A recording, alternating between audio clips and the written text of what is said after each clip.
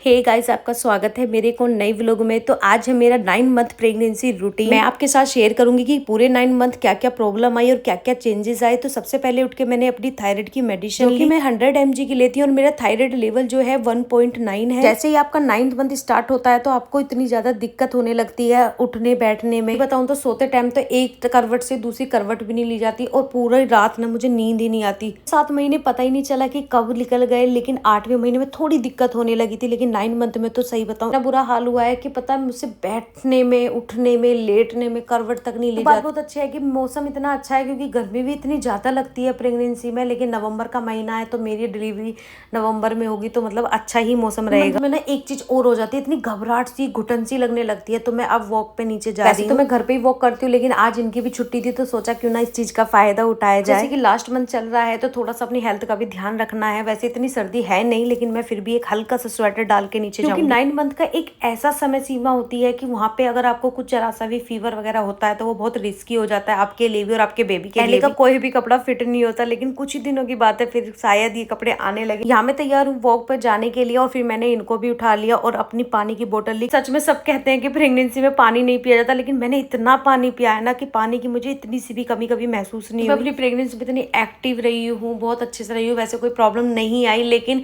जैसे हमने स्कैन कराया था तो हमारे बेबी की पोजीशन आड़ी आई है, मतलब तिरछी। डॉक्टर ने नॉर्मल डिलीवरी के तो चांस मतलब बिल्कुल मना ही कर दिया, तो सी सेक्शन ही होगा। पहले जो स्कैन हुआ था उसमें भी पोजीशन तिरछी आई थी, लेकिन डॉक्टर और हमको दोनों को ही इतनी होप थी कि शायद ये बच्चा मतलब ठीक पोजीशन पे आ जाए, लेकिन ऐसा नहीं। थोड़ा डर भी लगने लगा है क्योंकि सी सेक्शन का थोड़ा सा लगता है, क्योंकि पहली बार सारी चीजें हैं तो थोड़ा सा डर लग रहा है।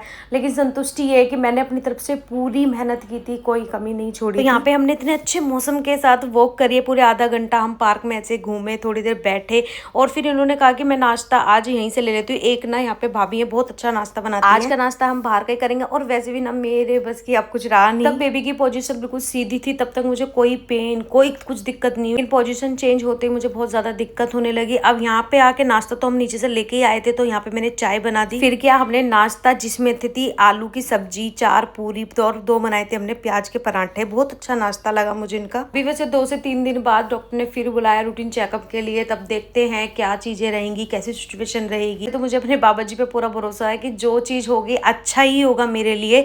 फिर नाश्ता करने के बाद मैंने यहाँ पे घर के छोटे छोटे के काम निपटा दिए हैं सारे। में आपको कुछ काम तो कर लेनी ही चाहिए, जैसे कि अपनी कुछ शॉपिंग कर लेनी चाहिए कि आपको हॉस्पिटल बैग में क्या क्या रखना है और बेबी के लिए आपके लिए क्या क्या खरीदना है, क्या क्या प्रोडक्ट खरीदने हैं। क्योंकि जब आपका मतलब सी सेक्शन होगा या फिर नॉर्मल डिलीवरी भी होती है तो इतनी अफरा तफरी हो जाती है कि चीजें ना हो नहीं पाती है। तो यही ठीक लगा, इसलिए मैंने तो मतलब जो जरूरी चीजें थी वो मैंने खरीद ली थी पहले ही, और उसका व्लॉग भी डाला था जो भी मतलब चीजें जरूरी थी। समय पे सारी चीजें हो ही जाती है, लेकिन कुछ चीजें अगर आपके पास पहले से ही रहती हैं तो आपको इतनी टेंशन नहीं रहती कि कोई भी चीज कैसे हो। पूरी प्रेगनेंसी मेरे पति ये कह के थक गए कि कुछ काम मत कर मत कर। कहते हैं ना कि प्रेगनेंसी में कुछ चीजें बहुत अच्छी लगती है, तो मुझे ना घर का काम करना बहुत अच्छा लगा और उससे मेरा मन भी लगा रहता है और मैं खुश भी बहुत रहती हूँ। इसलिए आपको अपनी प्रेगनेंसी में वही करना चाहिए, क्योंकि सबकी प्रेगनेंसी अलग अलग होती है, जो आपको अच्छा लगे और आपको खुशी दे। घर की डस्टिंग वगैरह, सफाई वगैरह मैंने कर दी है। अब आती है किचन की बारी। जब मैंने अपनी प्रेगनेंसी जर्नी स्टार्ट की थी ना, मुझे लगा नहीं था कि इतना प्यार आप लोगों से मुझे मिलेगा,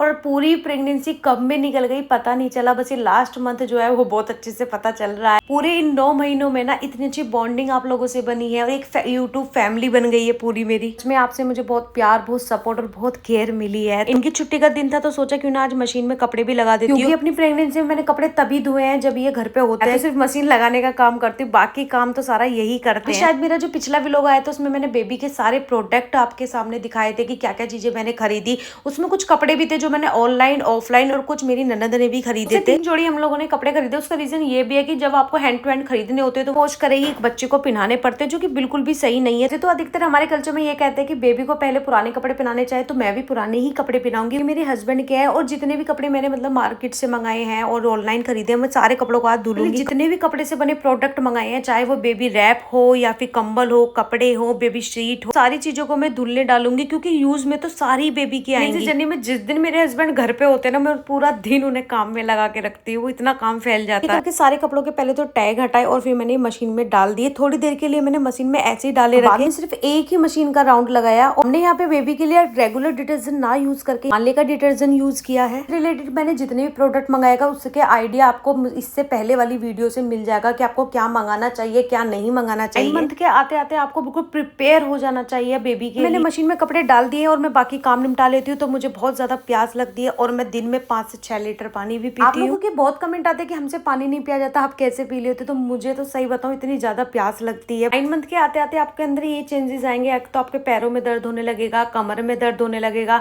और आपका हल्का सा हेयर फॉल भी, शायद वो कमजोरी की वजह से। लेकिन अगर आप आयरन और कैल्शियम टाइम पे लेते हो, समस्या का आपको सामना नहीं करना पड़ेगा, जैसे मुझे नहीं करना पड़ा। और सब लोग पूछते हैं कि आपने थायराइड के साथ कैसे कंसीव किया? थायराइड का पता शादी के बाद पता चला। जब रूटीन चेकअप ऐसे ही कराया था तो थायराइड मेरा 7.9 के आसपास था।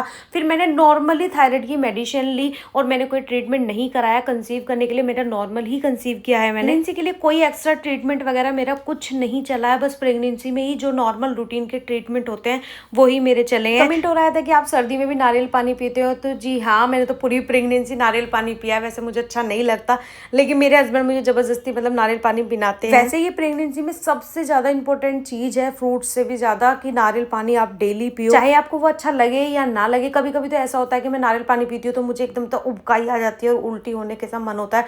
तो मैं थोड़ी थोड़ी देर में मतलब उसको एक नारियल को थोड़ी थोड़ी देर में पी लेती हूँ। जब आपका 9 मंथ स्टार्ट होता है ना, तो आपको एक टेंशन होने लगती है डिलीवरी की। वो मुझे भी हो रही है, तो मैं वो बात समझ सकती हूूँ। सच में बहुत ज्यादा टेंशन होती है, कैसे होगा, क्या चीजें होगी। और मेरे साथ सिचुएशन ये हुई है, बच्चे की पोजीशन तिरछी बताई है और सी सेक्शन के लिए बोल दिया।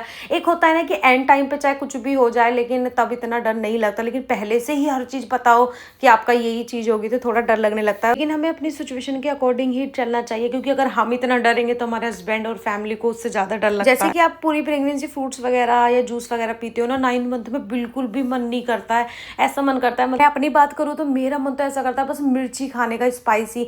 मीठा वगैरह मुझे इतना पसंद नहीं आया है और मन करता है कि बस बाहर की चीजें खाने का, नई नई चीजें खाने का, जो कि मैंने पूरे 8 महीने अवॉइड करी है। मेरा मन भी नहीं करा। इवन मुझे पिज्जा वगैरह इतना पसंद था, मैंने पूरी प्रेगनेंसी में सिर्फ एक बार पिज्जा खाया। उसकी भी डिमांड नहीं हुई है कि मुझे पिज्जा खाना है। तो आज मैं दाल चावल बना रही हूँ क्योंकि रोटी खाने का मन नहीं है। मैंने दाल बनने के लिए रख दी है और लंच की और बाकी तैयारियां भी मैंने कर दी हैं। इधर मेरी दाल बन के तैयार थी, बस छोके की बारी थी। इधर मैंने छोक लगा दी। और मैं बहुत सिंपल खाना बनाती हूँ क्योंकि मेरे हस्बैंड को ज्यादा मिर्च मसाले वाली चीजें पसंद नहीं है, इसलिए मैं खाना बहुत सिंपल बनाती हूँ। लाल मिर्ची का तो मैं यूज ही नहीं करती, हरी मिर्ची का ही खाना बनता है हमारे घर में। मेरा लंच बिल्कुल तैयार था, भूख भी बहुत तेजों से लग रही थी और इधर कपड़े भी सूख के तैयार थे। सारे कपड़े हमने ड्रायर से निकालने के बाद, बहुत छोटे छोटे कपड़े होते हैं, उनका खोने का डर भी बहुत ज्यादा होता है। उसकी सुविधा के लिए मैंने एक हैंगर मंगाया है। पूरी प्रेगनेंसी रूटीन में देखा मैं खाने से पहले हमेशा फ्रूट्स खाती हूँ, क्योंकि अगर आपने एक बार खाना खा लिया तो आप फ्रूट्स पूरा दिन नहीं खाओगे। इसलिए मैं हमेशा वही फ्रूट्स खाती हूँ जो मुझे पसंद है, लेकिन खाती लंच से पहले। फ्रूट्स खाने के आधा से 1 घंटे बाद अलग खुशी के साथ मैंने लंच किया, क्योंकि आज मेरा बहुत ज्यादा मन कर रहा था दाल चावल खाने का। अपने लंच करने के बाद आज थोड़ा लेट हो गया था और मेरी दवाई भी मिस होने वाली थी। आप सबका बहुत कमेंट आता है कि आप आयरन और कैल्शियम की दवाई कैसे लेती हो। तो आयरन की दवाई तब खानी है तब लंच आपने नहीं किया, वो कम से कम आधा से 1 घंटे का गैप हो। तो मैं सुबह के टाइम आयरन की दवाई खाती हूँ और शाम को खाना खाने से पहले मैं कैल्शियम की दवाई ले लेती हूँ। और आयरन और कैल्शियम का ये रूटीन मेरा पूरी 9 मंथ की प्रेगनेंसी में ऐसे ही चला है। प्रेगनेंसी में आपका माइंड इधर उधर बहुत ज्यादा चलता है, तो आपको एक बुक जरूर पढ़नी चाहिए, धार्मिक बुक, चाहे वो कोई भी हो सकती है। तो मैं तो सत्संगी हूँ, तो मैं अपनी सत्संग की किताब पढ़ती हूँ। आप कोई भी किताब पढ़ सकते हो और उससे बहुत ज्यादा संतुष्टि मिलती है। दिमाग में बिल्कुल भी नकारात्मक चीजें नहीं आती और अच्छे अच्छे विचार भी आने लगते हैं। प्रेगनेंसी में हर महीने एक नया बदलाव आता है, धीरे धीरे आपको थकान ज्यादा होने लगती है। इसमें कुछ ऐसा नहीं है कि आप कमजोर हो या फिर दूसरे लोग इतने एक्टिव रहते हैं।